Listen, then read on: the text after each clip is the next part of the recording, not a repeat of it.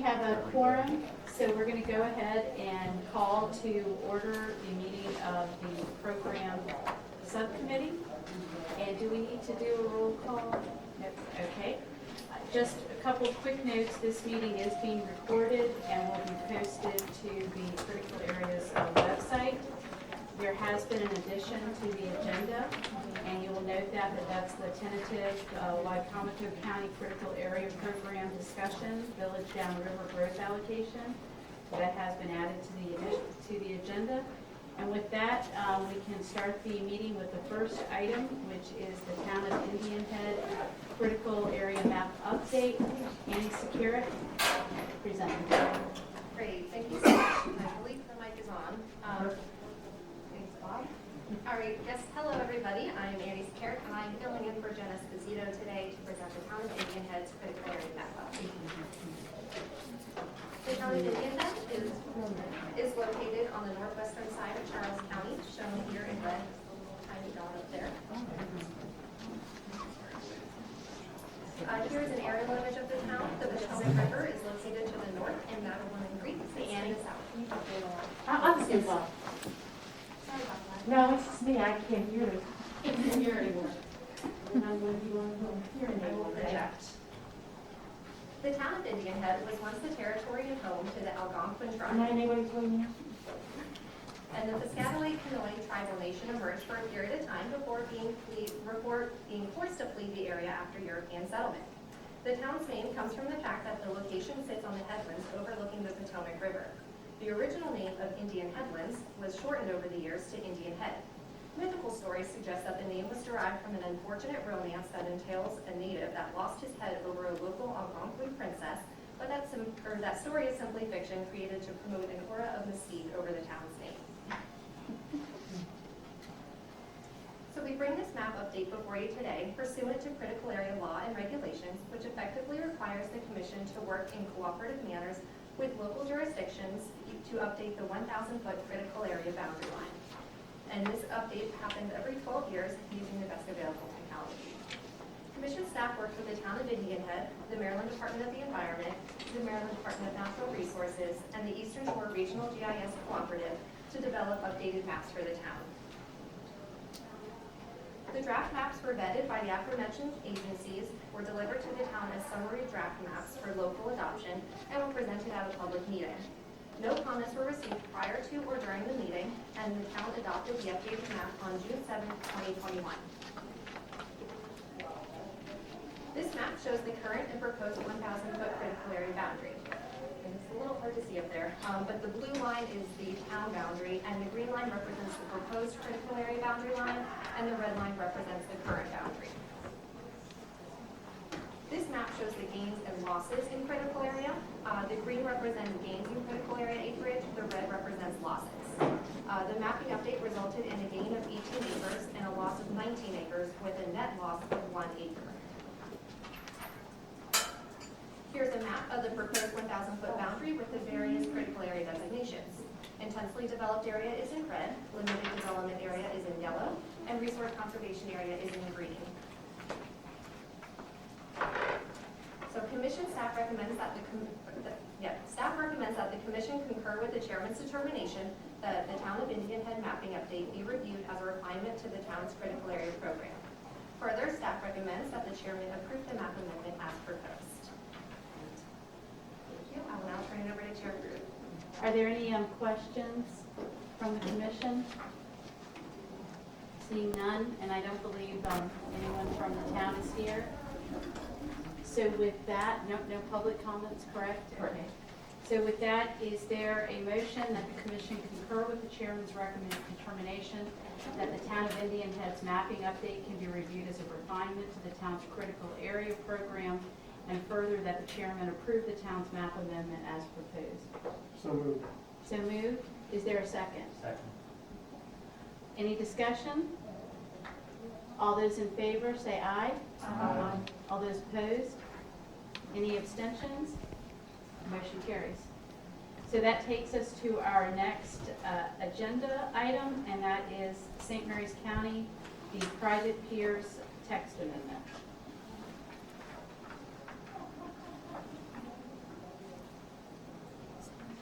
And again, I think Andy Securic is presenting. Yes, I am. Hello again. And I believe everything's still on. I'm Annie Securic, and I will now be presenting St. Mary's County's Private Peers Text Amendment.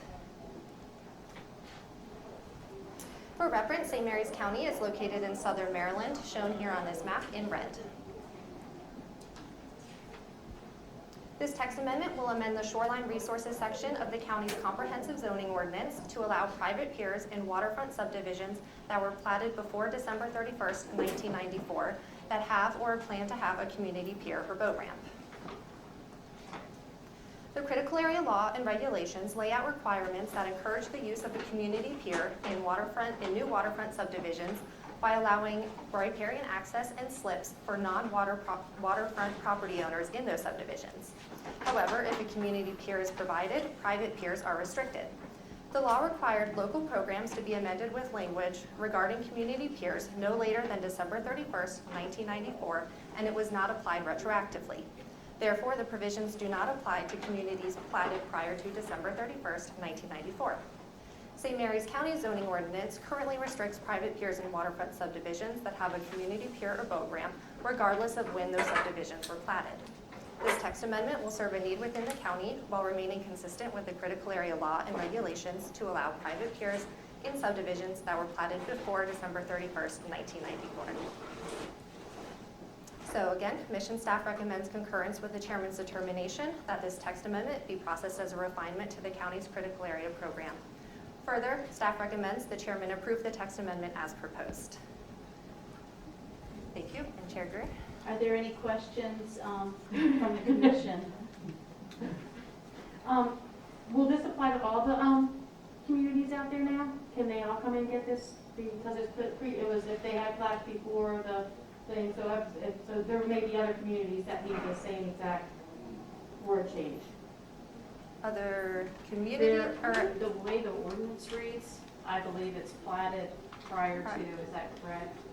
A community that was platted prior to 1994. Yeah, so if any of these Correct. communities, they'll be coming in for the same word change. So this is going to open up and it probably makes sense that the grandfathering is what they're trying to put the wording in, right? That's what, I mean, I'm going to try to ask staff to answer the question, but it appeared to me that that St. Mary's didn't take advantage of that provision at the time, and they're attempting to insert, as you said, the grandfathering language to take advantage of that provision. Is that that's correct, yes, for subdivisions within St. Mary's County. I think other counties may either already have this language incorporated, or they could incorporate this language if they so choose to. I just feel that it might have been people not have gotten this opportunity, not knowing that it could happen. So we need to probably let them know that this has happened now, so that they're not, or we're not arbitrary giving St. Mary's County something that other people might have already been trying to change to, and that they were, because it wasn't in the wording, that they didn't know they could. Gail, Yeah. when St. Mary's County sent out the public notice for their ordinance to go through their In the process, beginning? this ordinance, okay. yeah, for this ordinance, they listed in that public notice which subdivisions, or which community piers it would be applicable to. Okay. Yeah, so I I don't know that they were on notice at least as. Yeah, I'm talking about these people, these communities are good. I'm talking about other jurisdictions. Oh, I see. I know, like maybe Baltimore County, Caroline County, or So, even Worcester County now, Gail, most likely, those current provisions in Baltimore County and Worcester County and other counties already have the grandfathering language. St. Mary's was unique in applying to all platted subdivisions, no matter the date. Okay. So it's making St. Mary's consistent with other counties. Yeah. Good question. Any additional questions? Okay, no public comment, and I don't believe a representative from St. Mary's is here. Okay. Except, oh, excuse me, I was going to come to Commissioner Hewitt, and I was going to say, Commissioner Hewitt, would you like to make the motion? So moved. I'll let you read it. Commissioner Hewitt, would you like to make the motion that the commission concur with the chairman's determination that the St. Mary's County text amendment identified as St. Mary's County Ordinance 21-27 be reviewed as a refinement to the St. Mary's Critical Area Program. Further, that the changes are consistent with the purposes, policies, and goals of the critical area law and regulations, and as such, the chairman can approve the St. Mary's County ordinance as proposed. That's my motion. Is there a second? Second. Any discussion? Real quick for discussion, what this led out of is this one community down there, some people bought a home in it, and there's been a pier constructed illegally. And because of this community pier, and they're not near that community pier, they're actually in the backwater, someone from DNR came down to look at someone else's property across the creek and wrote all these people fine, all these citations, 5 or 6 people, that these piers have been built illegally per this ordinance. So we ended up changing the ordinance. There were 4 other communities in St. Mary's that could be impacted by this, but we figured the number of people was less than 20. So it's very minimal impact. We're just trying to take care of probably 4 people who were caught injured. Thank you. Any further discussion? With that, as hearing none, all those in favor, please signify by saying aye. Aye. Any opposed? Any abstentions? The ayes have it. With that, we can move on to our next agenda. Are we ready to move forward with Wycomico County Critical Area Program, the Village Down River Growth Allocation? And I believe Charlotte Sheeran is presenting.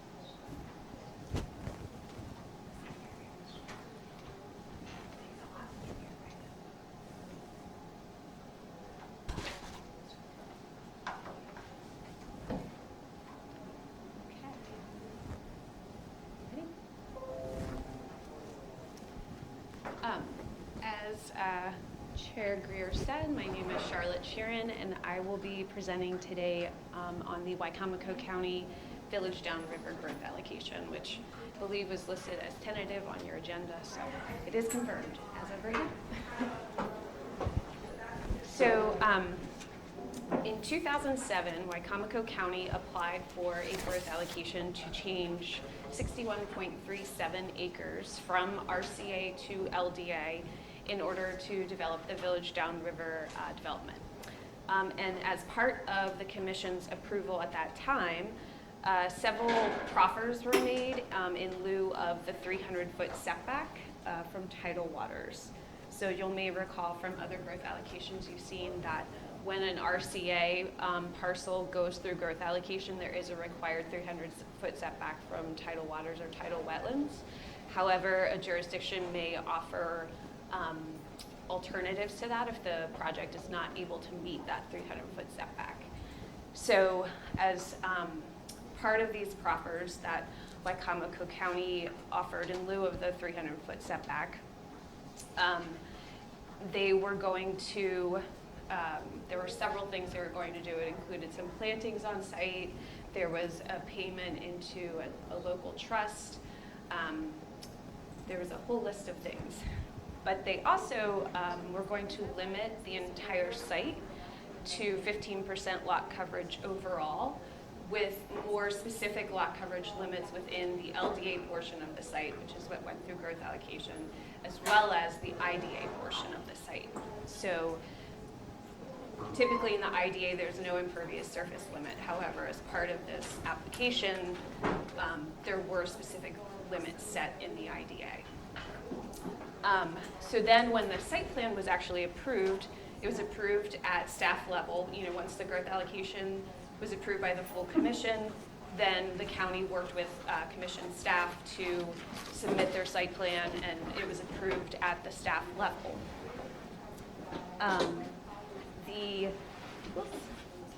the total limit of the total lot coverage limit of the site, according to the site plan, which was worked out between commission staff and county staff, the total limit of the entire site was actually ended up being 11.53%. So they agreed to limit it to 15%.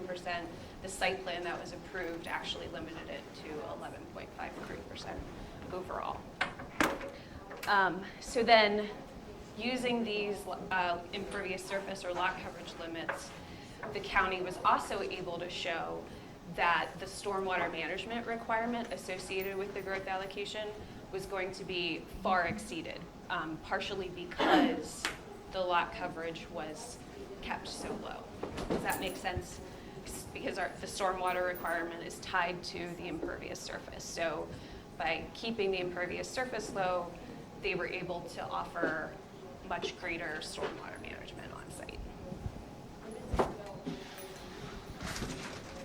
So you have, as part of the memo that you were sent on Friday, I believe there were a couple attachments to that memo.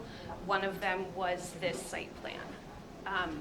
So this is actually just one page from a plan set that was approved by commission staff as we worked with the county staff to create the site plan.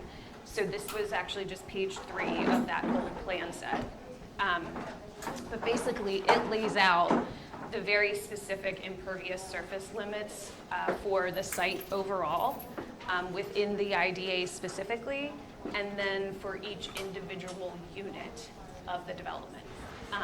So it's another thing to keep in mind during this. The development was not actually a subdivision. It did not create individual lots.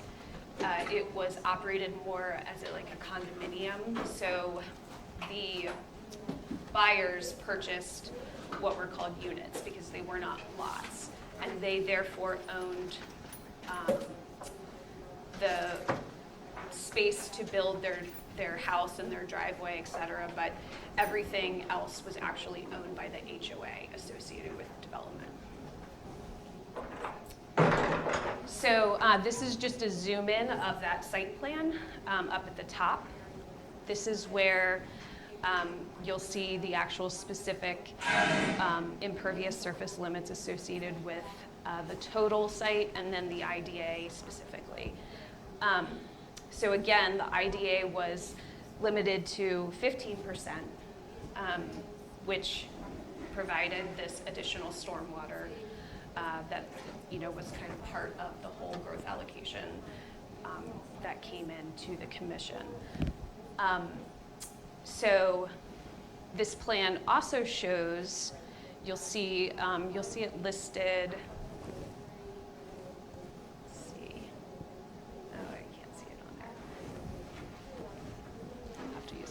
So you'll see that there's something listed as contingency, and it is also listed under the IDA. And then the difference between this overall contingency and the IDA contingency is what was contingency in the LDA. So the idea behind this contingency lot coverage or impervious is that it could then be kind of doled out to individual unit owners as needed or requested. And this was to be tracked by the county and the developer in conjunction with each other as they coordinated the development of each unit. So this slide is a zoom in of the table, which you'll see at the bottom of the site plan. And this actually lays out the allowed impervious and lot coverage for each unit of the development. So each unit was more or less limited to around 1,000 square feet for their driveway, and then 2,500 square feet for their dwelling. You'll see there's a couple differentiations from that on a few of the units listed, but that was kind of the general approximate amount that each unit was given. So the totals on this this chart actually, if you take the lots that are, or the units, sorry, that are in the IDA, and you add up the 1,000 for the driveway, the 2,500 for the dwelling, you get the same amount that is laid out on the site plan up at the top for the IDA portions, and then for the total portions also, that we just went over with the last slide. So the kind of crux of why we're here, though, is that this table was misinterpreted by the county to actually, it ended up that the county allowed almost double the impervious surface on many of these units as they came in for building permits. So what ended up happening basically is that as the units were built and the permits were issued at much greater than what this table allowed and what the totals at the top of the site plan allowed, they quickly ran out of impervious surface. And so we are here today because there are still undeveloped units out there, but there is not enough impervious in the IDA that is allowed by the site plan to develop those units. Does anybody have any questions? We'll let you finish. Okay. How did this happen? Tyler Wilson from the county is here, so. I'd be happy to Yeah, provide we some could- insight from the county once Charlotte's finished presenting. Yeah. So, like I said, the result is that many of the units, you'll see here, these are obviously developed, and then you've got undeveloped units still remaining, but they have basically been built out. What is the blue one? Is that the 100-foot? This is actually the division between the LDA and the IDA portions of the site. I believe this is the IDA portion, Tyler? The IDA is to the left. Yes, okay. And then the LDA is over here. This is just a small snapshot of the entire site, but I just wanted to show you kind of like the developed units versus the undeveloped units. So again, this is kind of where we are. These individual units have been built out, and it is thereby preventing the unbuilt units from being developed without exceeding the lot coverage or impervious But surface. tell me, are the pools included in the 2,500 square feet for the house? No, so like I said, that table only specifies the driveway and the dwelling. However, theoretically, if your dwelling is not as big as 2,500 square foot footprint, or your driveway is not 1,000 square feet, you could theoretically have leftover lot coverage for your unit, which you could use to construct a pool. That would, obviously should be tracked on that table. There's also the contingency lot coverage that I discussed on the site plan at the top in the upper left corner. It lists out the contingency amount for the IDA and the LDA, but again, I think that was meant to be kind of like a first come, first served basis for each unit owner, and should be tracked as well. Does that make sense? No, it's understood. I mean, we're looking at some of these plans, they look like they're pretty much installed. One of the things I found in my research is that there's been three lot line locations. You would call it a subdivision, but it's not a subdivision, so it's a condominium regime. So, but they did move the line, and then there's not that many lots along it. We don't know how much of that individual lot was divided among the other lots. And there's not been a revised chart for those new lot sizes. They have a total different, but that never came back to the Good Commission. So the Good Commission never got to see those revised lots and maybe share those numbers all that. Maybe you take two lots, you get 6,000. Yeah. But you don't, no one's ever seen those three lots. They were done in 14, 15, and I got the dates down here when they were done. We had one was in 15, one was in 14, and one was 12. The original was 2008, and then they combined lot 13 and 12 to 12A, and then in 14, the whole 8 to 11 got redone, and then they redid something in 2015. It doesn't really explain why it was done, but none of the charts were revised, right? So I think, and Tyler can correct me if I'm wrong there, but I know that there were a few unit buyers who bought 2 units next to each other so that they could theoretically develop at double because they had 2 units. So that may be what you researched there, Gail, was the combining of those But units. the chart was never adjusted. It was not adjusted. Did they put 1 unit on 2 lots? Well, half a lot. How did they do it? Yeah, that's, so one of them was, yeah, you're right, it divided them up between 2. So I think I know there was at least one instance where there were 3 units next to each other. And somebody bought unit 3, somebody bought unit 1, and then they bought half of unit 2 and kind of divided it between each of them. But going back to what Gail said about it coming back to the commission, once the site plan was approved by commission staff, the issuing of the permits and the tracking of the table and the lot coverage, that was all left to the county because there actually isn't a requirement that building permits be sent to commission staff for review and comment. So, you know, it's not typical for a jurisdiction to send us their building permits as they come in. Well, waterfront one is. If there's impacts to an HPA, like the buffer, they would send them into us, but not every building permit. Even waterfront ones? If there I are, wonder, I don't understand, because I have to send everything waterfront to you guys. I think it's a difference in here with Ocean City being slightly different and things mostly being in the setback and the buffer versus yeah, typically if a development, well, it includes buffer, but it's outside the buffer, we don't see those building permits. Good to know. Have all these lots been sold? Is that- no.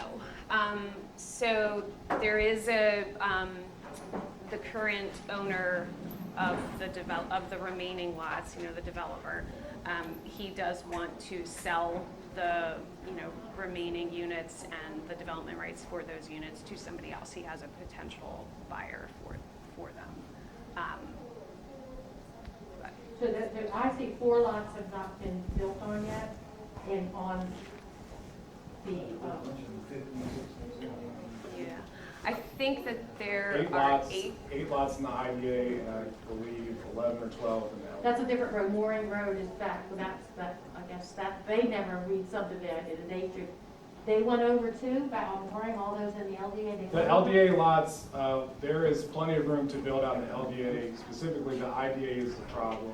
There's about 8,000 square feet remaining for 8 lots In the IDA. in the IDA. That's because the contingency has been absorbed by what's out there, and there hasn't been an account. Yeah. Okay, I'm sorry, you represent the county? Yeah, would you like? Yeah, yeah, go ahead. I was gonna say, Charlotte, are you, before we call you up, He needs to finish, are you? just, let's Do you just want me to really, finish? I was gonna say, before we call the county up, let's let Charlotte finish, Okay. and then we'll let the county, and then I think maybe go into some I know the commission has additional questions. Sure, thank you. Commission staff has been communicating with county staff, and in conjunction with our Assistant Attorney General, we have provided a potential solution to the county, who has tentatively at this point agreed to pursue this option. But basically, it lays out 5 steps or responsibilities that the county has in order to correct, where kind of get us on the straight and narrow from here on out.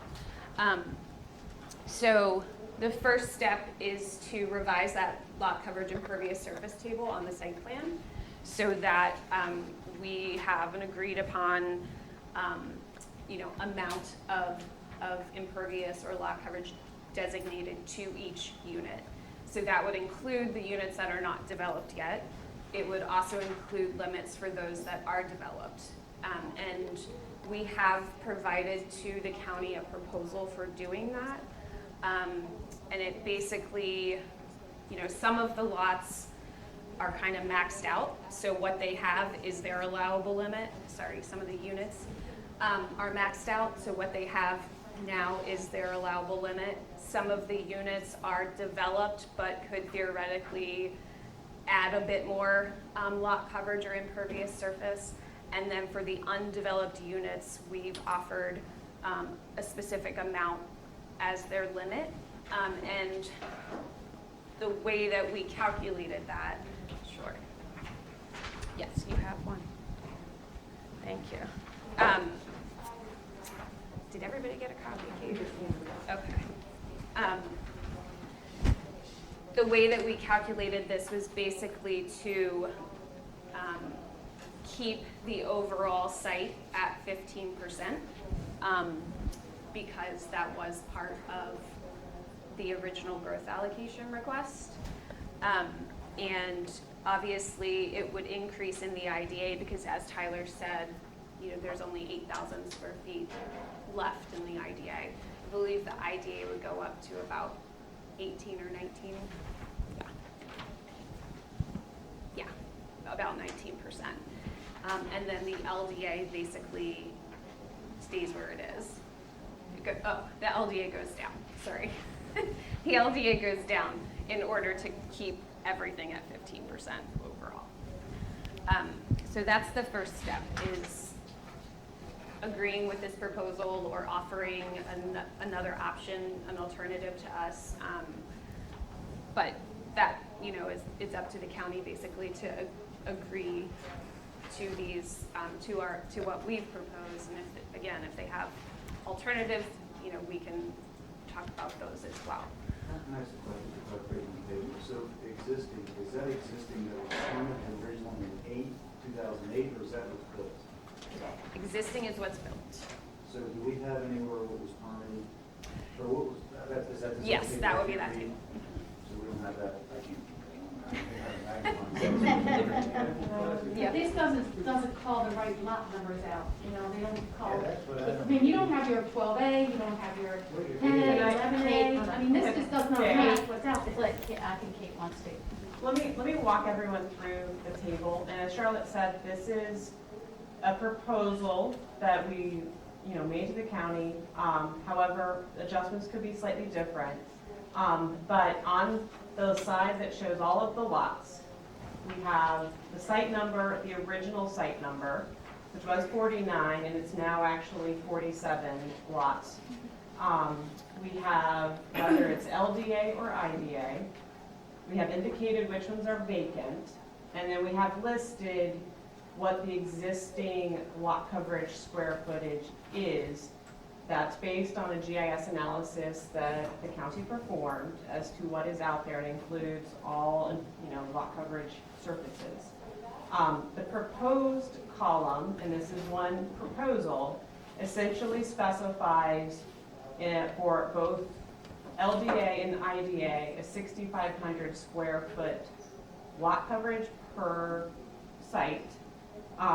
If you look at, say, example on site 7 has proposed of 8695, so they already exceed that 6,500, so they would be capped at that 8695.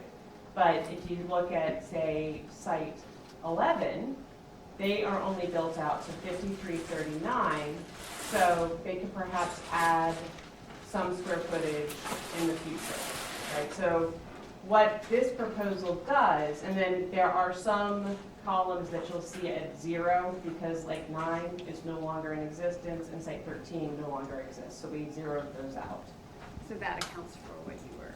Yeah, that accounts for what you were finding, Gail. So if you flip the page over, what this does, and the reason we've selected 6,500, and again, the county can proffer another proposal, but at the very bottom of that page, the approved 2008 site plan had a total lot coverage between the IDA and the LDA of 9.99 acres, which equals 11.53% overall.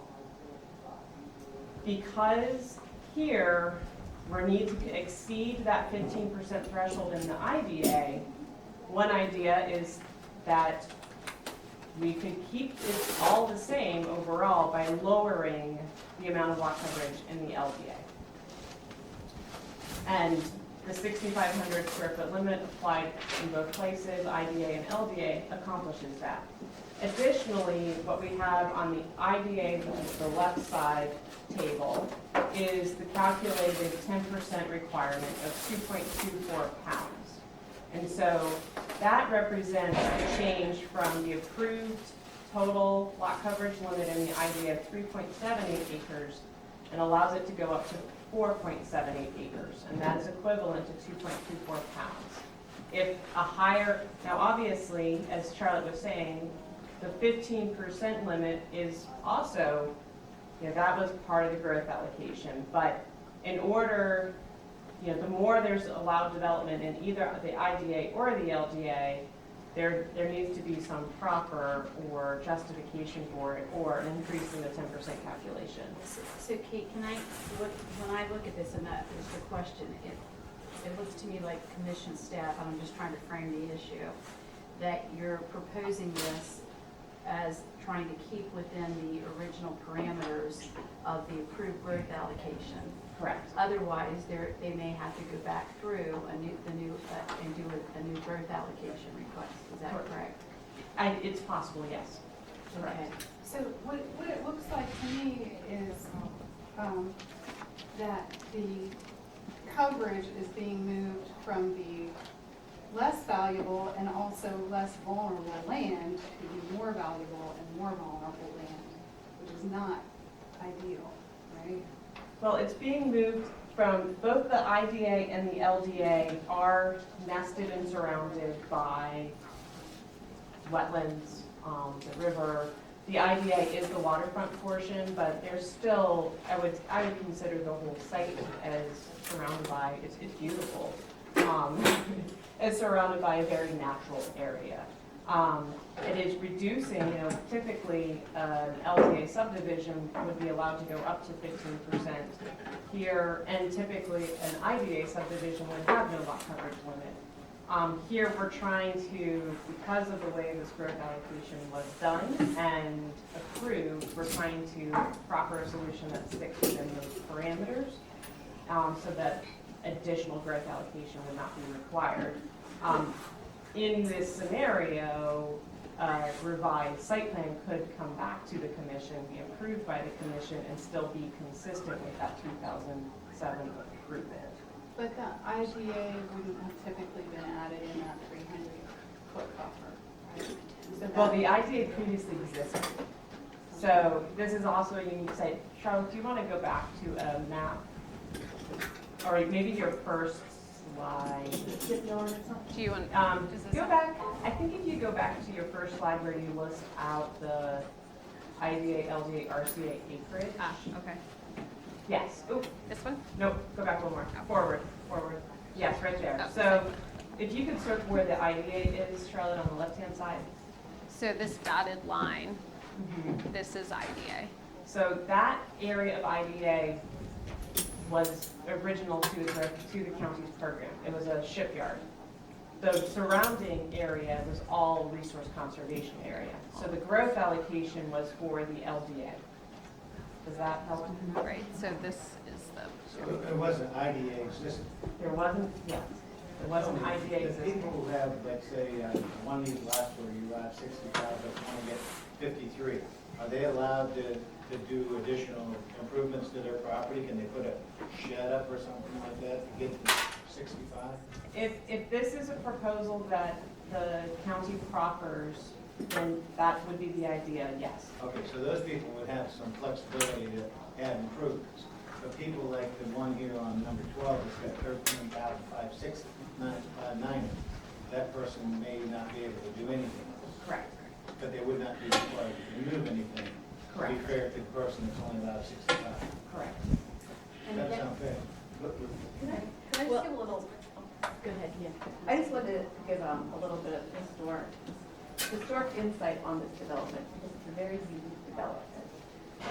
This particular development has its own wastewater treatment center that they're connected to.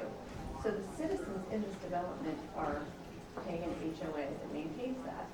The lots that are not sold, they are not contributing to the HOA to pay for wastewater treatment. Probably a developer, wouldn't it? Well, the developer, to the extent that the developer owns the lot, it would depend on how the covenants read as to how that's being apportioned. Yes, so what we're trying to get them to is to be able to sell these lots from the developer, to have them pay into the HOA to maintain. Then they make the situation worse. The developer's not, is not really putting up his end. of what he There are a lot of questions that I could answer. Yeah, and I think again, I know we have a lot of questions.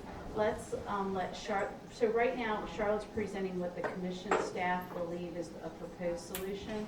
And then if we could have Wycomico County come up and present sort of the facts that you think are important and answer questions and your response to the staff's presentation.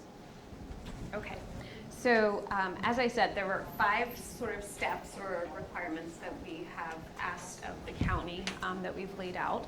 The first being addressing the lot coverage table. The second, as Kate brought up when she was kind of reviewing everything, meeting the additional stormwater management requirement that would be associated with all of the additional lot coverage. And then coming back to the commission to sort of present to you all these finalized lot coverage table, stormwater management proposal, and then the revised site plan also, because that site plan that you have attached to the memo obviously would need to be changed because the lot coverage limits are changing that is on it. And then once the commission approves the site plan, it would then get recorded as official.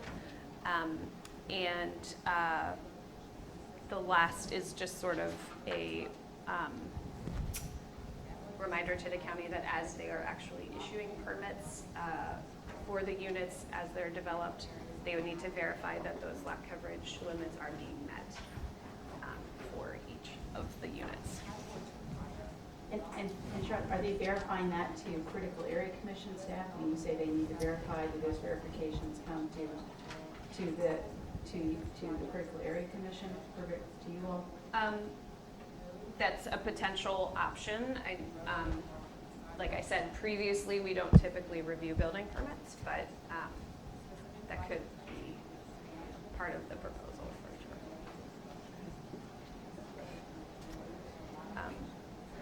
I was going to say, can I respond to Mike for just 1 minute?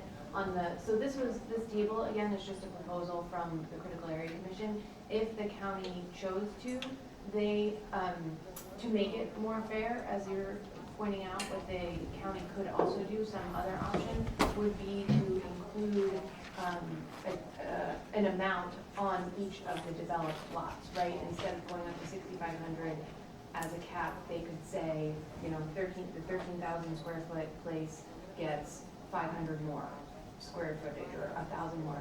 But that also ties to how much stormwater they would be required to do, and we would still need to keep it under the 15%. So there are definitely options if you're worried about sort of the fairness of Well, this it just table. seems like somebody got away with something. Oh, you're talking about fairness the other way. Well, I mean. Okay. That was My fault, my fault. For somebody that can read the table, maybe Debbie.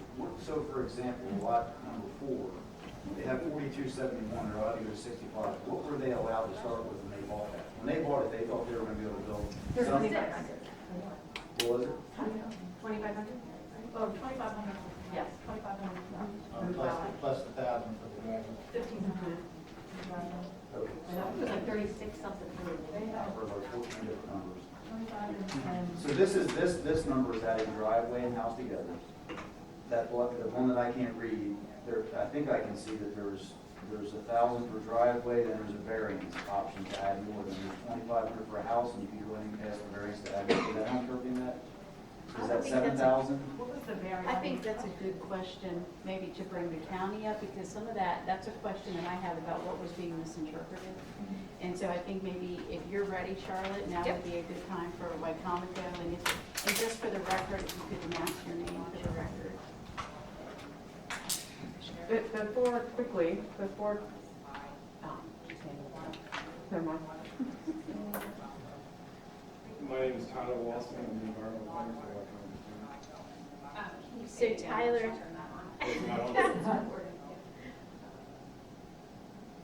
so Tyler, thank you for coming in. I guess you can hear the commission has a lot of questions for you. Sure. So if you wanted to maybe perhaps, on behalf of the county, give your version of the factual overview. Wycomico. Sure, and the first thing I want to say is I started with the county in 2016 as an That assistant. was my First things that didn't- Thank you. I started in 2016 as an assistant to the critical area planner. In 2019, I took control of the program at the end of 2019. Of course, COVID happened in 2020. We were away from the office. In the summertime of 2020, it became obvious to me that the developer, in order to sell lots, was misrepresenting what was available on site. In one particular instance, I spoke to a potential buyer, and he was telling them that they could build in an afforestation area. So we brought the developer in, sat him down and said, you're fast running out of impervious, you need to do something. And he dug his heels in and said, no, threatened to sue us. And Emily can speak to this as well. The part of the problem here is there's various confusion between covenants, a covenants document that was signed by Critical Area Commission and the developer, which says 15% in the aggregate. It also gives architectural control and impervious surface control to the developer. So the county did have a responsibility to track our resource to lot coverage, but every time I went to Mr. Pusey, the developer, he held that document up and says, you can't tell us what I can do out here. So that's the heart of the problem right here is we have, let's be honest, a bad actor, a developer that's on the hook for 18 lots and he's trying to sell them and he's telling these potential buyers whatever they want to hear. Now, another problem is if we look at this table, the previous critical area planner had interpreted those 4 columns and adding them up, I think it's 6,800. Once I took a look at that, it's clear that's not what the case was. But on the plat, there's a letter reference from the Critical Area Commission, a previous director, that says, and I don't know what it is verbatim, but it basically said, use the chart to determine the lot coverage. So there was some confusion there. Also, these black spots here, the columns, or rows I should say, those are IDA lots. These colors do not coincide with the correct lots. Some of these are IDA, some of these are LDA. So that's another error on the plat. What I'm getting at, there are several errors on this plat, and in those errors, there was a lot of confusion on the county's part. And once we became aware of it, we started working on it. So I'll take individual questions now. and I think the county did reach out to the commission, is that correct? Is that how it became to be? That's correct, yeah. I think it was in April, late March or April, I reached out to the planner that represents us, and I said, hey, we've got a problem here. There's some stuff that doesn't add up. We want an interpretation because we realized that, while, Mr. Pusey was holding the covenants and restrictions, saying that he had control, again, like Emily said in the meeting last week, it's our resource, right? The lot coverage is something that we're in charge of. So we pumped the brakes on that, and we haven't issued any permits out here until this is settled. Now I have some additional questions, but I'd like the commission, so Matt, looks like you have a question. Yeah, thanks very much, Matt Johnson from Anne Arundel County. So you said something which I think is important, and Nicole, you alluded to it as well, that we kind of have a bad actor who's trying to sell lots and help out the homeowners that are there, lower their HOA fees to pay for everything. Is the purpose of the conditions that we see in the report from the commission to help that bad actor achieve that end? I mean, to get so he can sell the rest of the lots? There is a sale contingent on, getting this squared away that's going to get this development out of the hands of the previous developer, which would be a win for a lot of people. So, yes. When you say a win for a lot of people, just to follow up on your question, is that a win for the county or a win for this community? It's a win for everybody. Again, like I said before, this developer has been misrepresenting what's available out in the, Well, then why let it continue? It's a win for the developer too then. Yeah, I'm sorry, what was the It's a win question? for the developer too then. yeah. I don't It's a follow. win for the developer, but Wins, not no, allowing no, the no, sale. everybody wants anyways. So what you're hearing from the commission is that while we understand the county wants to clean up this for the community, make the community better, make it better for the county, the developer is also going to benefit by being able to sell these properties and make a profit. Sure, I don't dispute that, but also he's going to have to comply with either fee in lieu or the acre planning to make up for the So extra that- impervious So surface. that's the question, what's the penalty to the developer, how's the county holding the It's laid out in developer the accountable? 5 points that Charlotte, and I'm sure you guys have on your agenda in front of you. So now that I looked at Debbie so I could read that, so lot 4, for example, and this person may not care, but they, if I read that table that I can't really read, if I understand that correctly, they bought this lot, unit, whatever we call it, thinking that they could do 8,000 square feet at some point. If I had up 1,500, 25, and 15. And they've only done 42, we're going to limit them to 65. Well, they didn't be upset that now we're going to change it to 65, that they were thinking all along that they could get to 8 someday? Have you had any community outreach or feedback? Yeah, the homeowners association has been involved in some of our discussions. They are concerned. Another issue that we haven't addressed is there was a lot of hardscape and patios, things like that were put out that were unpermitted. So, and we picked that up with our GIS analysis. So that's also part of the problem. Particularly, I think it's lot 12 and lot 10 it's almost entirely impervious, and most of that stuff was done unpermitted.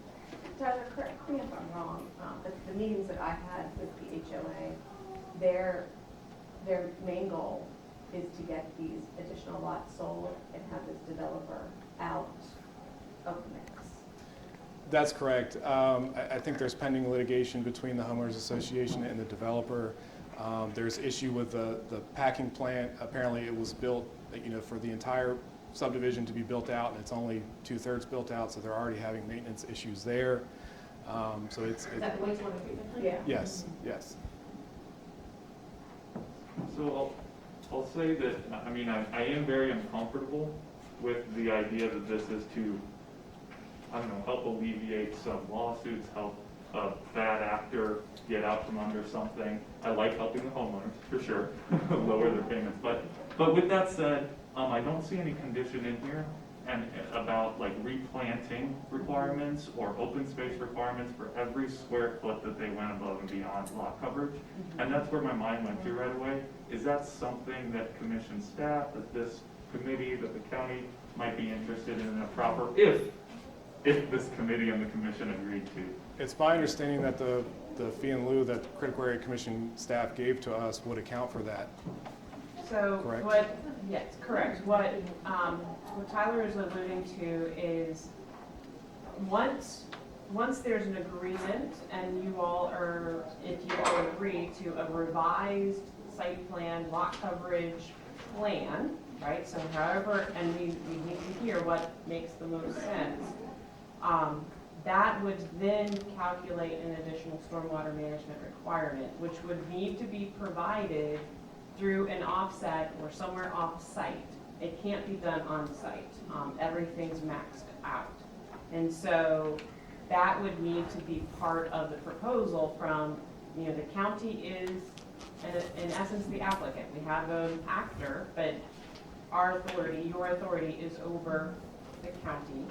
And so there would need to be a proposal from the county as to how that stormwater management offset would be achieved, that you were comfortable signing off on. And so we don't have any of those details at this time. We have the idea of a potential, they could collect a fee in lieu of $35,000 per pound. They could work with the developer on providing planting that met that offset of that was calculated. But that would all be dependent on the proffer that came in. Does that answer your question? It does, and it opens up a new one, which is, has the county considered setting aside some of the lots, but not all of them, to do on-site? So saying, we'll meet you halfway. That's not been part of the discussion. I do want to add to what Kate said, that ultimately the Critical Area Commission is asking the county, but it's the county's position. We accept the 5 conditions that are being put forth here, but ultimately it's our position that it's the developer's responsibility, and it's contingent on him agreeing to pay this fee in lieu and have the plat recorded. Him agreeing to, or maybe being required to? I don't think he's gonna agree to anything. Well, that may be the case, but that's where we are right now. So that fee in lieu and all that stuff, is that number 2, or is that an expansion of ensuring stormwater management providing current rate? Is that where the fee in lieu comes in on number 2? Yeah, okay. I just didn't see it that. It's number 2, and it's also number 3, where they would have to come back to the commission and present that plan to meet the 10%. So that's where the details would come in on what specifically the plan would be. Okay. Yeah. And Commissioner Merritt, you have a question? Yes, can you go back to what you said about problems with the wastewater treatment plant? Isn't that gonna be aggravated by adding further development? It's my understanding that the reason they're having problems with the packing plant is that it's not operating at its optimized capacity. Once it's built out and it's, I don't know enough about it, but apparently when all 47 lots are sold, it's going to be operating efficiently and won't be having problems. So I guess the question I have is what safeguards are going to be in place going forward to ensure that you don't have this issue on the new lots? I'm glad you asked that. And this wasn't mentioned before, in 2017, once we became aware of a potential issue out there, we've required a certified site plan from a surveyor for every project out there. So from 2017 on, any construction out there has an as-built by a surveyor, and obviously that's going to continue. And we go out after a permit is issued and before a CO is issued, we go out to do an as-built inspection. Our inspectors go out there and take a look at that. So again, with the site plan and our inspectors going out there, that's how we plan to keep track of it. Okay, are there any additional questions? Yeah. I guess I would like to see lot 9 and 13, was that just zeroed out, or was that given to those 2 neighboring properties? Because none of this shows what the original lot size, I have all the lot sizes are all different. And I know this is a condominium unit, not a lot, it's a unit. However, the percentages are what I think we're really worried about, is making sure that the overall percentage for the whole thing, but each individual lot might be a smaller, that one that gets 4,000 Right. might have a smaller, let's say the one that has 4,004, that lot is,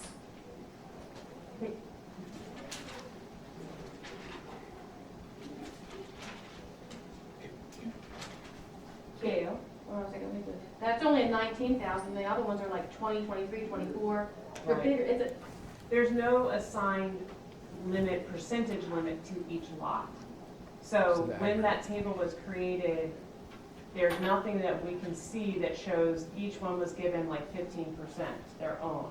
Instead, it was just given a number, and then the number aggregate of the IDA was added up. There was a little bit of contingency provided in the IDA, and that contingency was at the discretion, right? So they could, and we found recorded documents, for in some example, for one we found documented the exact, the single column of house and single column of driveway, and then it said, and you're gonna get this little bit of extra that comes from the contingency. So that's how it was supposed to function, not that there was a percentage of, say, 15% or 30% applied to each individual site area.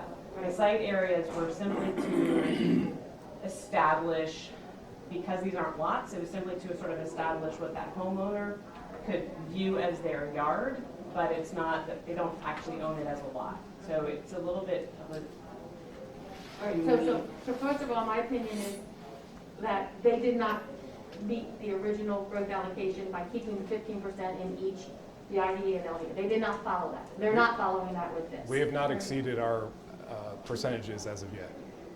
Okay, but you're trying to make it not meet the original IDA, original growth allocation requirements. because it was specifically said that each one of them would have that. And that's what our predecessors have made that decision. So we're coming back and changing it from our predecessors who made a very intelligent, probably educated, and well thought out decision at that point, thinking that it was a balancing. Now we're getting something where it's not balanced, and I'm feeling that. The other thing, I'm not sure, I mean, pools and decks and doghouses and all that stuff, that's not being even considered in their coverage. So I think, you know, if we do go forward, we need to say what is going to be considered coverage, not just driveway and dwelling.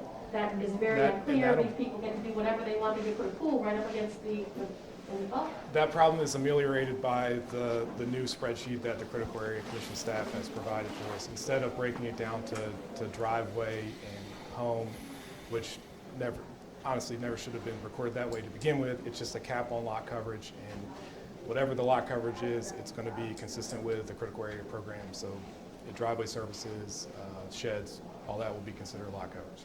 Pool houses. I think it's called dog house. I want to back you. I was just gonna say, that's already included in your GIS analysis? Yes, we have accounted for every impervious surface in the. So it's in there now? Yes. So question I have, just to, because I know, and then we can get into this in discussion, because I know that the question I have is a question for the commission staff and then a question for Wycomico. Commission staff, what are you asking the commission to do today? What action are you seeking or recommending? I think what we are seeking is, as Tyler has stated, the county is agreeing to these steps, but we don't have a mechanism. We're looking for the county stating they'll be responsible for revising the site plan and providing the stormwater management and connecting it back to the developer. The commission does not have authority over the developer. So today, as I understand it, then what you're saying is that you're pleased to hear that the county's willing, but at this point, there's not sufficient detail for us to act as a commission, that there's more detail needed, is that correct? To ensure that the concerns that the commission is raising are addressed and properly, there are mechanisms in place to ensure enforcement. What is Wycomico asking the commission? We're here to just echo the concerns that the commission staff has, and we're agreeing to the 5 points, and we are going to hold the developer responsible for meeting those 5 points. And how are you going to hold are the mechanisms, and I think that's the concern. Well, we're holding the permits now, so that there isn't any permits being cut for this development right now. So there's no development at all. Everything is on hold. Do you have legal standing when we sue you for that? I mean, does he feel like you're being? I'm not an attorney. He's not their attorney. I'm not an attorney. We might want to be. He's threatened to sue everybody, yes. That's not. Commissioner Merritt? So I'm just reading from recommendations for the program subcommittee. It says staff seeks concurrence from the program subcommittee that Wycomico County should continue on the path outlined above. So that's what. Right, so Is this? No, that's not my motion. It's my motion. Well, I just, because we have to come to a decision, so I'm just trying to get something in.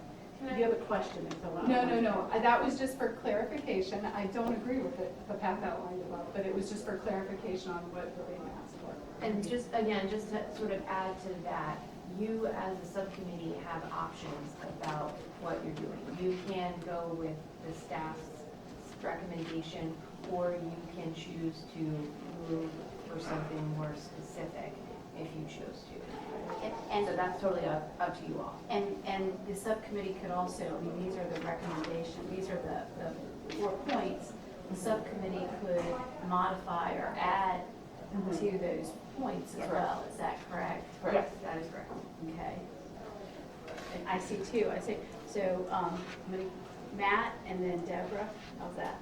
Yeah, thanks, Sue. And so one question that I have on if we were to change the condition, is it acceptable for this committee to recommend changing the condition that the stormwater must be addressed on site. And that will mean automatically that that lot coverage table will have to change, because some of those lots will have to be set aside for open space and stormwater. So that not all the lots are sold to get out from under this I don't pickle. Yeah, I don't think we can do that, because in the critical area commission law and regulations, it allows for options to meet the stormwater requirement. So we don't have the authority to mandate that it must be on site. We have to, under the law and regulations, give them the option for on-site, off-site, being moved.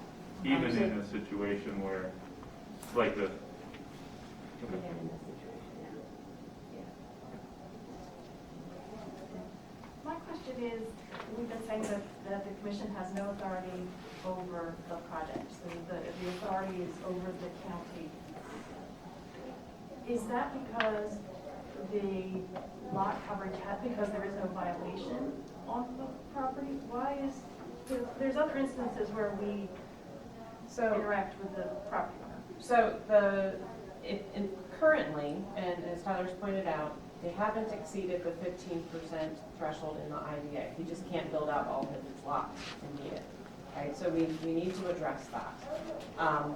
They have, and the same, because they haven't built out all the lots in the LDA, they haven't done the same. But what the commission's role of this, there's a couple of options. So here, the growth allocation is a part of the county's critical area program. You have oversight over the county's critical area program.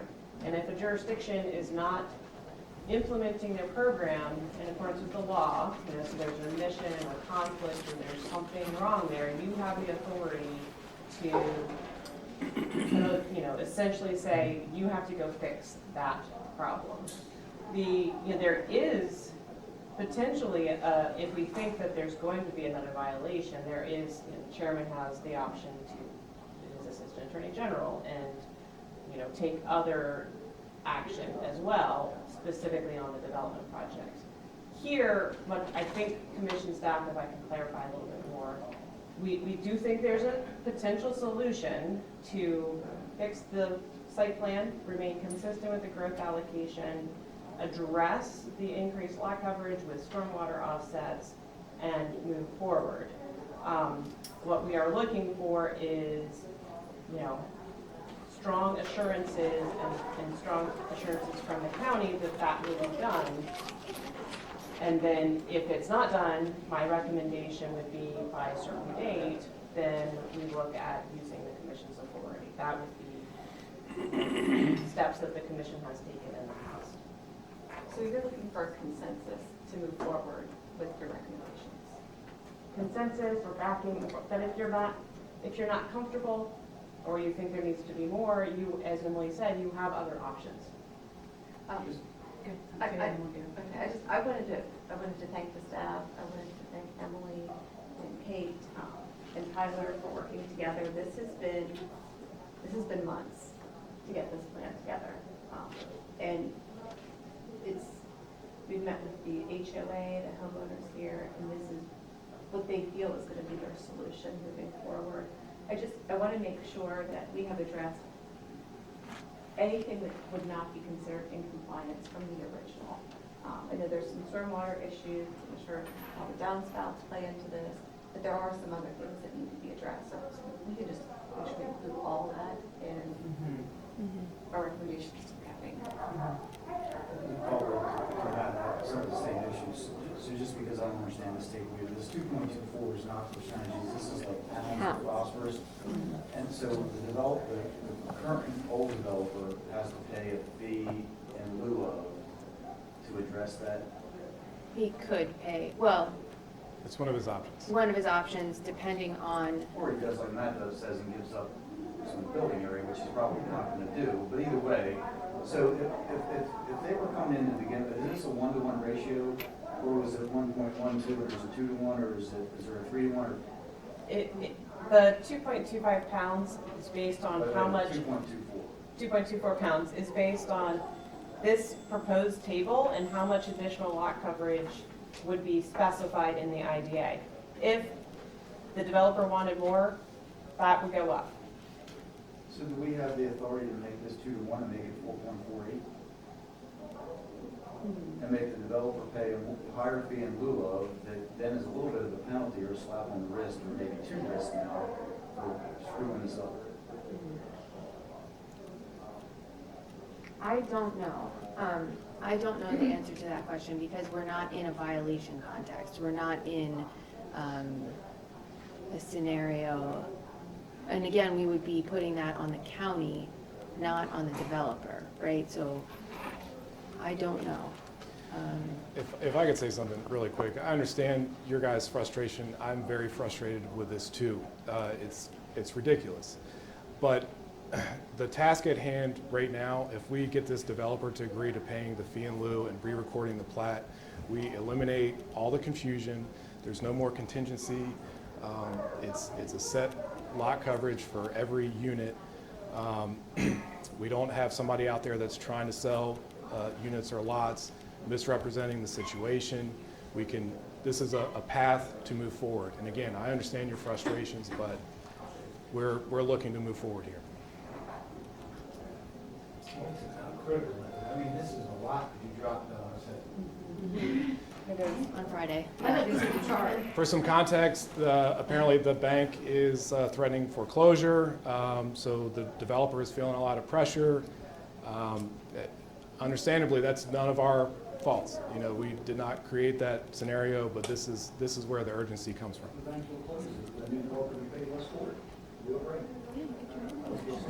The bank just steps What in about the the developer's additional shoes. growth allocation? I mean, what would that process, or what would take this IDA, put it in an LDA? Okay, so we have, from the very beginning of when I was involved, so several months ago, we did present options to the county, and that is absolutely one of their options that they have would be to pursue additional growth allocation. They have chosen not to do that because of the urgency of moving ahead, because a growth allocation would take several more months, and again, they would need the cooperation of the developer to actually put that proposal together. So that's definitely an option, but that is one that they chose not to pursue right now. And I think it's important to remember the residents that live out there that have this unfair burden of the packing plant, and they're trying to get the rest of this built out so that they can maintain this. So it's packing. not a good situation, It's is essentially where we are. None of us like it. And exactly. the county, it sounds like commission staff in the county are trying to find a way not to help the developer, but to try and help the citizens that are already That's correct. out there. That's correct. Tyler, can I ask, has the developer agreed to pay a fee in lieu to the county? As of yet, no. Maybe if I could interject, I have some experience with this, thanks to Kate. Commissioner Ackling, would you mind expanding a little bit on the developer's stance? Since you're a councilman in Wicomico County, you represent the county, you also represent this commission, and you've had quite a bit more time with him than I have. And I don't think it's my position, right now, anyhow. It's definitely a very difficult situation, but I think the county has strategies that they can, I don't say force him to pay, but to compensate for this allocation. And I can add a little bit on the developer's perspective, and Tyler alluded to this too. There was just historically there was confusion and different interpretations of the table as well as a recorded declaration, and we can't really go back and undo those things and try to figure out which one was, we think we're right, they think they're right, whatever. We're just trying to figure out a way to move forward. So the developer, in my opinion, this was just based on, one meeting with him. In my opinion, he is sort of stuck on the historical misinterpretations, and hasn't quite bought into a way to move forward yet. So And Emily, I don't know if that's fair to say. But with the commission is having we're having these conversations with the county. Yes. So I would like to make a motion to move forward with the staff's recommendations and. Is there a second, and we're just trying to get, I think we're trying to, Commissioner's trying to get it in a form that we can have a discussion and arrive at a decision. Is there a second to that motion, even if it's for purposes of discussion, is there a second to that motion? I will second for discussion purposes. I was gonna say, otherwise we're gonna call on everybody.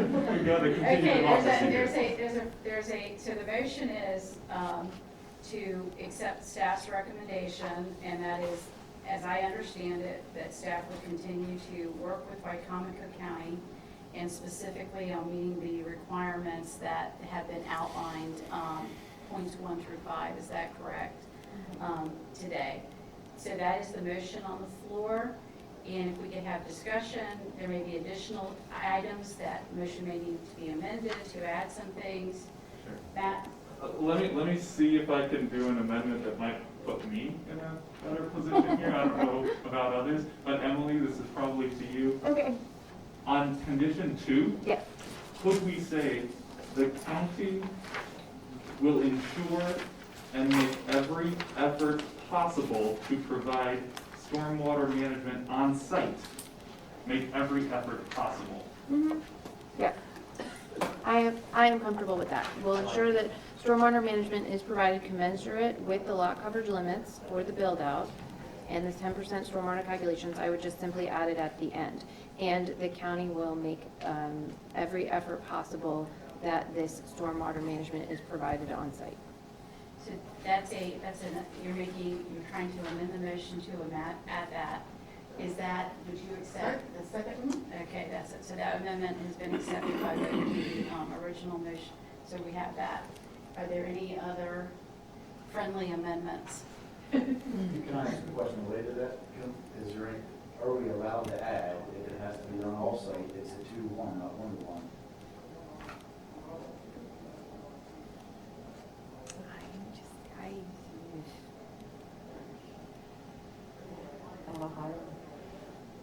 And we encourage them to keep it on site. If I may, the 70,000 fee in lieu was offered to the developer at the meeting that we had last week, so that would complicate things further, quite frankly. I just don't feel comfortable. I don't feel comfortable because that does not, it's not consistent with the law and the regulations, so. Can we go back to the original offsets that were included and have them show that that's been accomplished, like the buffer? I don't know what that means. Includes buffer, wetlands, riparian planning, wildlife conservation plannings, agricultural field restoration, understory planning, fire retention, drainage plannings, and a 2,500 through. Those actually have all been provided. They have been, And we do have, there was documentation back to, I think, 2010 inspections and reports regarding planting and all of those other offsets. So those You were feel signed comfortable with off. I everything? do, So I we're do. doing- Okay. Actually, yes. But I'm gonna look at it, I don't see a buffer on this. I don't see Given anything on the this length list. and the intensity of the discussion here this morning, we should add some progress date in the future so that we know that this is actually occurring. And it should be added as another step. And I think we need to come up with whatever that date should be, whether it's 90 days from now, 30 days from now, or 180 days from now. But there should be something here that we get more information. I mean, this was a lot to dump on us Yes. today, but we need to have some kind of progress update. So would that then be to amend the motion to require staff to bring this back before the commission at its next meeting and include reporting requirement within the discussions with the county? One of the items the commission would like to see are some sort of accountability or reporting metrics or requirements. Yeah, I mean, I think, yes, that works, if that's. I think it's really important, given the recalcitrance of the Do you- development here. I would just to ask, get something in the future. right, I would just ask, this is just clarifying, I'm not trying to change the motion or anything like that. Would you want a deadline associated, for example, with each step. I hesitate to even say that, but anyway, I'll just throw that out there. I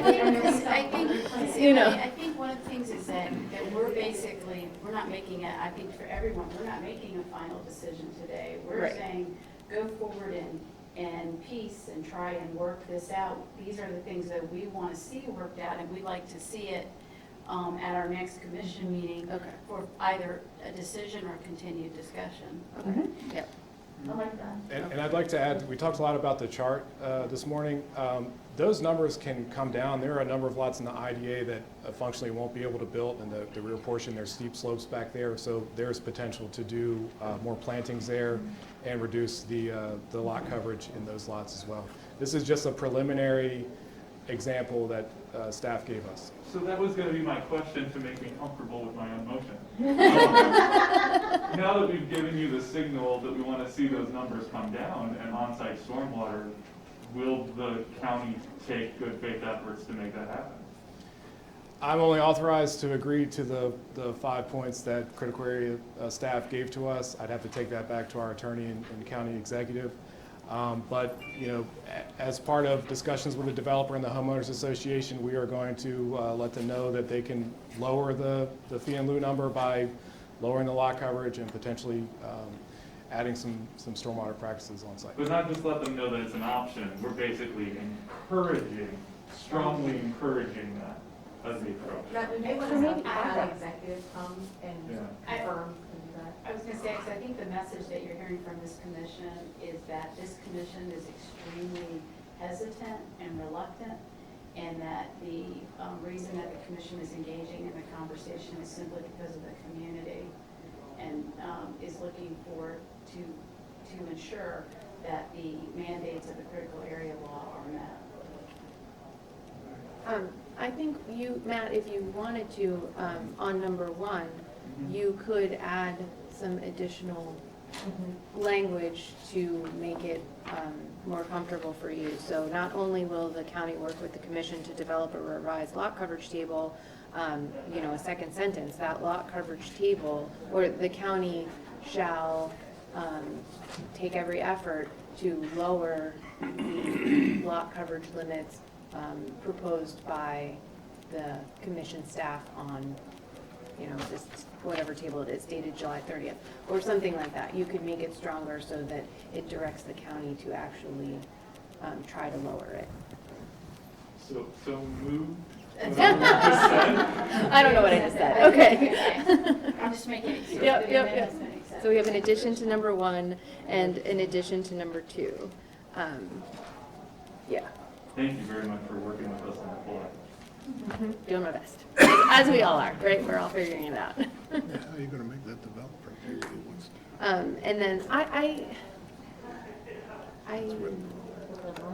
yeah, can we just do 1, 2, 3? I think we should just do this.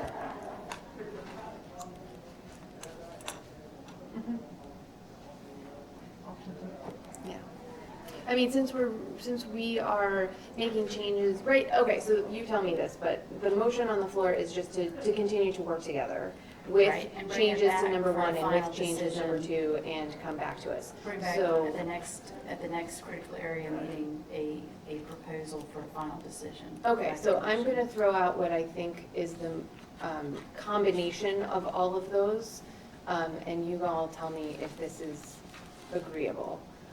And I don't know how to actually get that done with the motion and the seconding and all of that, but we will figure that out. So that, there's, that staff sees concurrence, so that Wycomico County should continue the path outlined, that the county, number 1, the county will work with the commission to develop the revised lot coverage table, et cetera, et cetera. Add the second sentence that the county is directed to use its best efforts to reduce the lot coverage limits for the units on the table dated July 30th, 2021. Number 2, the county will ensure stormwater management is provided commensurate, blah, blah, blah, blah, blah. Add the second sentence that the county will use its best efforts to meet the stormwater management requirements on site. And then number 3, the county will return to the next commission meeting with the lot coverage table, the revised site plan, and the county's plan for meeting the 10% stormwater management calculations. Does that fairly There was an addition, summarize? which was that there will be, the part of the proposal will be to include some accountability and reporting metrics to the commission to ensure that Yes. the decision is being implemented. So would that be a number 3? So that would be before the next meeting? Is that the idea, or? I think at the next meeting, what we're hoping to see is a proposal as to what those metrics are and how the reporting back is going to occur to the commission. Okay. It would be a sentence Added to 3. Proposal will include. I got it. Yep, perfect, okay. Okay. So I think that's where we are. So number 3, and then I'll just reiterate. Number 3, the county will present at the next commission meeting the revised lot coverage table and the plan for meeting the 10% stormwater calculations, and then the county's proposal will include accountability and metrics for moving forward and reporting back to the commission for moving forward to ensure that, I'll say it better than this, but so to ensure that we aren't stuck in this situation again moving forward. Yeah. Is everybody clear? Do you need, Do you want it do you repeated? need me to, I mean, it's almost 12:30. Do you need me, what we could do, what we could do is write out this motion. We could do this, we could write the motion out, And And meet for then- like 5 minutes right before in the other room, right before, and have it on a screen. So I'm just looking for consensus. Is that agreeable to the committee? Okay. So We're with just gonna that, take like a temporary break from the meeting. okay. We'll write it out for you, and then everybody will be able to see it, so you're not trying to decide on the fly, if that's okay. So that we still have the Oh, agricultural gosh, we do. regulations. So we can move quickly into that, and that would mean we would need to reconvene. I think, what time does our meeting start? 1 o'clock. 1 o'clock. 12:50. 12:50. Welcome back to the commission. It's not so taxing.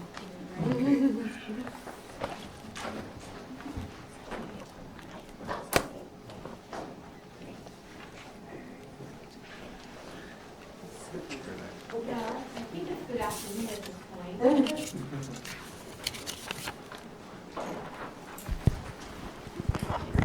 I'm Lisa Berger, I'm the Regulations Coordinator for the Commission staff, and I'm presenting to you this afternoon the Agricultural Regulations Vote for Final Publication.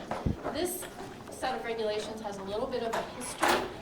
If you looked at your staff report prior to the meeting, you'll see that we actually presented this proposal a year ago. So at the August 5th, 2020 meeting, we brought to this body the proposed agricultural regulations, and just a reminder, they're updates. We put them on hold for this whole time until the April 7th meeting of this year. And under old business, we brought it back up, and we got a vote from you all to permit the commission staff to publish these regulations. So they actually have appeared in the Maryland Register, and we're asking for a final vote. So again, the purpose of these regulations, and you have a draft attached as it appeared in the Maryland Register, is to modernize the drafting style, update it, and delete outdated provisions. This is something we've been doing routinely with a lot of the chapters and the regulations. We worked very closely with the Department of Agriculture when we did this. Our previous Department of Agriculture Commission member, Louise Lawrence, some of you may remember, before she retired, we met with her to make sure that everything was updated. Because remember, most of our regulations were done in 1984. So there's been a lot of changes in nomenclature and certain things in the regs and the statute that have changed since then. So we want to make our regs consistent. So we did some changes in the definition sections. There's a new definition for agricultural best management practices because there's also a definition of best management practices in our regulations, but they have to do specifically with stormwater. We won't talk about stormwater right now because y'all are done with that.